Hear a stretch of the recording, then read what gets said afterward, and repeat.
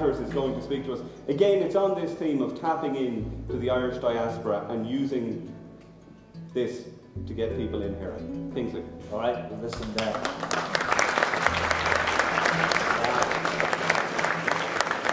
Thanks very much. I think I've got 10 or 15 minutes. I think I'm getting myself between you and your coffee breaks, an uncomfortable position to be in. But my name is Kingsley Aitkins. I worked for 20 years, 21 years running the American Ireland Fund, the Ireland Funds around the world, and I also worked for the IDA and Enterprise Ireland running their Sydney, Australia operation. That was a hardship post for 8 years, and that was a lot of fun. You know, to be indoors on a day like today seems so incongruous. It's such a beautiful day, and we've had, as you know, pretty lousy weather. And I was getting the taxi to the station last night, and the cab driver said, "Yeah," he said, "you know, we're having an Iraqi summer." And I said, "What do you mean Iraqi summer?" He said, "You see, it's partly sunny and mostly Shiite." So, so you get the sense of that. Oh, it was a great description. I'm always nervous at these events because I spoke at one of these events down in Wexford a few weeks ago. I think Terry was there, and this lady came up after and said, "Mr. Aitkins, you're terrific. You're absolutely superfluous." And I thought that really sort of put me in my place, because I was speaking at an audience like this, and I said, "Can everybody hear me all right? Can everybody hear me all right?" And this fella put his hand up at the back. He said, "I can hear you perfectly." He said, "But I'm willing to swap with somebody who can't." So I'm on the basis that for 10 or 15 minutes I can sort of chat to you, and I'm here. Why am I here? I'm here because a wonderful Longford woman, a member of your diaspora, because your diaspora lives outside Longford. She lives in Dublin. One of the big Longford diasporas is in Dublin. And I worked with her as a colleague, Nikki Lynch, in the Ireland Funds, and she called me, asked me would I come here. Then she put me in touch with the unsinkable Michael. Michael rang me up and made me an offer I couldn't understand, and I said, "Okay, I'll come down here," and I came down. But the key verb is I was asked. And you know what? That's so fundamental in everything you have to do in life to promote yourselves, your company, and your county, is to ask. And asking is part of a four-stage process of how you build relationships. And it's about research, it's about cultivation, it's about solicitation, which is asking, and it's about stewardship. So I want to just talk in the sort of 10 or 15 minutes I have about my two passions, which are diaspora and networking. Merged together, I believe networking, the Irish diaspora, will be a key piece of Ireland's economic recovery. And you know, diaspora is not a word we've heard a lot about in Ireland. In fact, I'd say 5 years ago, most people in Ireland thought diaspora was something you took two of with a headache. It was some form of social disease. But now, that's a word which has gone into common parlance. It traces its origins back to the 5th century. It's a Greek word. It's two words. It's dia and spira, over and scattering, as associated so much with the Jewish diaspora, because the Jews exiled from Babylon in the 5th century was the first great creation of a diaspora. It's always been associated with them. But now we hear talk of the Scottish diaspora, the Kenyan diaspora. Would you believe the British diaspora? 5.5 million British people live outside Britain. There's 215 million people in the world live outside the country they were born in. That's 3% of the world's population. 1 in 8 in the United States were born outside the United States. Migrants are the great creators of business. If you look in the United States, you look at those names, Larry Page and Sergey Brin of Google, Andy Grove of Intel, and you go down through these great names, so many of them are migrants. Forbes magazine lists the most powerful women in the world recently in a magazine. Number 1, Angela Merkel. Number 2, Hillary Clinton. Number 3, Indra Nooyi. Who's ever heard of Indra Nooyi? I bet you know, Brendan. Indra Nooyi was born in Madras in India, went to school there, went to college there, joined Johnson & Johnson there, went to the United States, went to Yale, did a PhD, joined McKinsey, then joined a client called Pepsi. Indra Nooyi is CEO of Pepsi-Cola. She's 54. Her mum and dad are in India, her brothers and sisters in India, her friends, her teachers are in India. She's head of the US-India Business Council. She is pumping business back into India. India is one of the most fascinating diasporas of the world, the most educated diaspora in the world. 27 million Indians live outside India, and their wealth equals 2/3 of the GDP of India, which is 1.5 billion people. And what India has done, but only recently, since 2002, is to connect with these people. You had 14,000 Indian PhDs in the United States since 1985. These people have mostly stayed in the United States.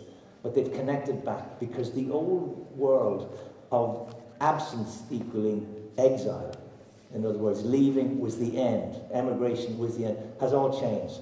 And we're now in a world where brain drain equals brain gain equals brain exchange, where people are reading the daily Irish newspapers in Sydney before we're out of bed in the morning, where RTE has an enormous footprint around the world. So people can be here and there. They lead hyphenated lives. You can be part of one place and another. Geography, for the first time ever in life, does not dictate identity. The world is a mosaic, not a melting pot. So that creates enormous opportunities. And you've heard the word about the Irish diaspora. 70 million, 80 million, who knows what it is, but it's big. I actually believe there's no such thing as the Irish diaspora. I think there's hundreds of Irish diasporas, and they're really quite different. And you've got to figure out different strategies for those different diasporas. And you've got to figure out within the different categories: remittances, philanthropy, tourism, education, trade, investment, culture, sport. All sorts of different things need different strategies. And you need to have a program. You need to do this in a strategic and structured and thoughtful way. And you also need to do something else which is fundamental to networking. You've got to change your mindset and say the following: it's not what the diaspora can do for Longford. It's what Longford can do for the diaspora. And that's the exciting mindset. And I took Donegal, the county manager of Donegal, put 100 people in a room a few weeks ago. They asked me to run a workshop and say, well, how can Donegal tap into its diaspora?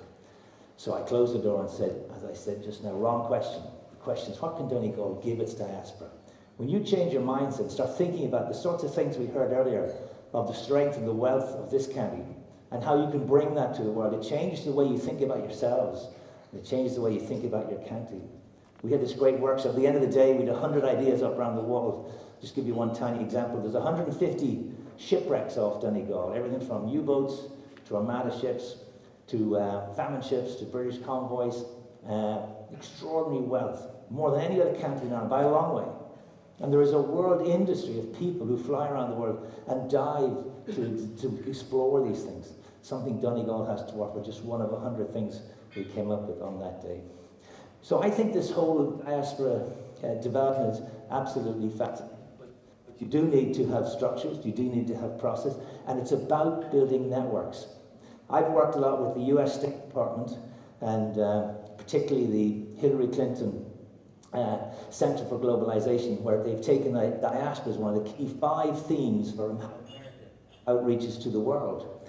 And there's a woman there called Anne-Marie Slaughter. She's a Princeton professor. She's gone back there. She said, she's written some really great stuff. She said, the information age is over. We now live in the networked age. And in the network age, power is about connectedness. And in the networked age, it's not about countries. It's about regions, and particularly it's about cities as well. And she said the world is about connected clusters of creative people. And that's one of the challenges for Longford, is to create these clusters like other parts of Ireland have done. And she said Palo Alto has more in common with Shanghai, Singapore, Dubai, Tel Aviv, than it does with Fresno, which is 2 hours up the road. And so that's the world that we live in, this extraordinarily flat world. We live and work in organizations which are now very horizontal. The vertical, hierarchical worlds have gone.